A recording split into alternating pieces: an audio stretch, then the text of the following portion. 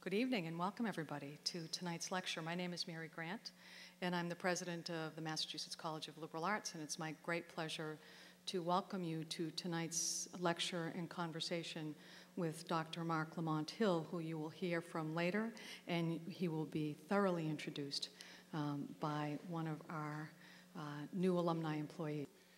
Dr. Hill has been a social justice activist and organizer.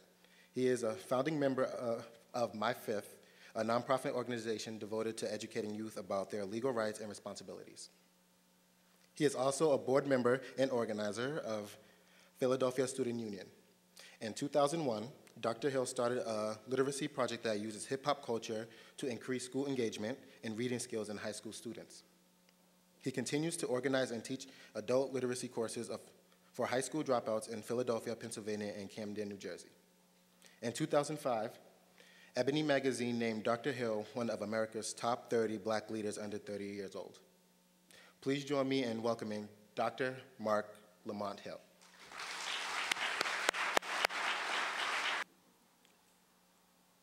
I come from like a black church tradition, so y'all gotta say something back. Good evening, y'all. There we go. Need a little response. Good evening, everyone. It really is an honor to be here at MCLA. It's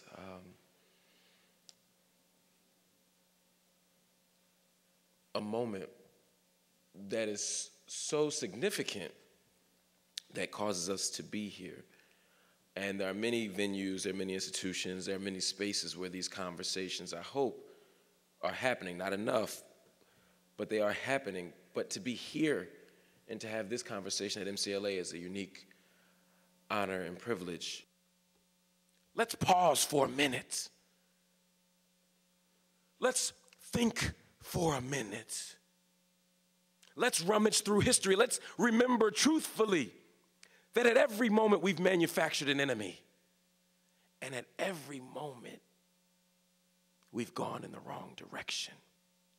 But we can't allow that fear and that anger to take us off of our moral center. As cliche as it might sound, at the moment where we surrender all of our moral propriety, at the moment where we surrender all of our ethics, at the moment where we're collectively scared, at all moments the terrorists have already won, even if they never bomb another building.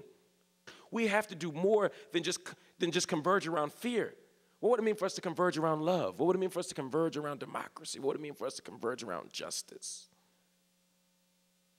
But that would mean that we would have to do something besides listen carefully and besides remember truthfully. We must also discern wisely. We have to discern wisely. We have to ask.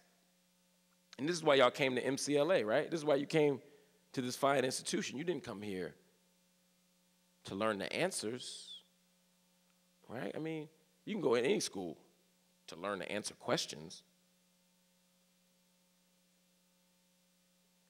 You came here to learn how to question the answers, right?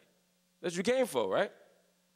If we're going to build community at this desperate, trying moment, if we're going to fashion a community of care and a network of nurture in the rubble of destruction, in the rubble of terrorism, we have to be willing to go out, roll up our sleeves, and do something. But at the very same time, that's not enough. To act bravely is not just to critique a government, it's not just to critique a system, it's also to critique yourself. It's also to challenge your community to grow and to build and to expand and to be better, to say, yes, they put drugs in our community, but we don't have to sell them, we damn sure don't have to smoke them. Yes, we have second-class books in our schools, but we can still read them. Yes, we have obstacles. Yes, we have enemies. Yes, we have challenges, but we can surmount them, not just by looking for government, which is necessary, but also looking to ourselves and summoning up from ourselves something that is deeper than they ever imagined. My dear family, I believe that the only way we can produce the community that I've talked about, the only way that we can produce the world that is not yet, the only way is to be fearless. It's to listen carefully and to remember truthfully and to discern wisely and to act bravely and to hope relentlessly. And in the process of doing that, family, we can build something different. We can build something better. We can build the America that is as good as its promise. We can build a democracy that is as good as it is articulated on paper. We can fashion a community that doesn't rest upon fear, that doesn't rest upon hate, that doesn't rest upon anger, but instead rests upon our best principles. But to do that, family, I need you and you and you and you and you to be willing to put your hands to the plow and do the work. If you don't do that, we cannot win. If you do it, we have no option but to win. There's never been a battle as Americans that we fought for that we didn't win. And there's never been a battle that we won that we didn't have to fight for. The world is in your hands. The future's in your hands. The challenge is before you. The rest is up to you. Thank you so much.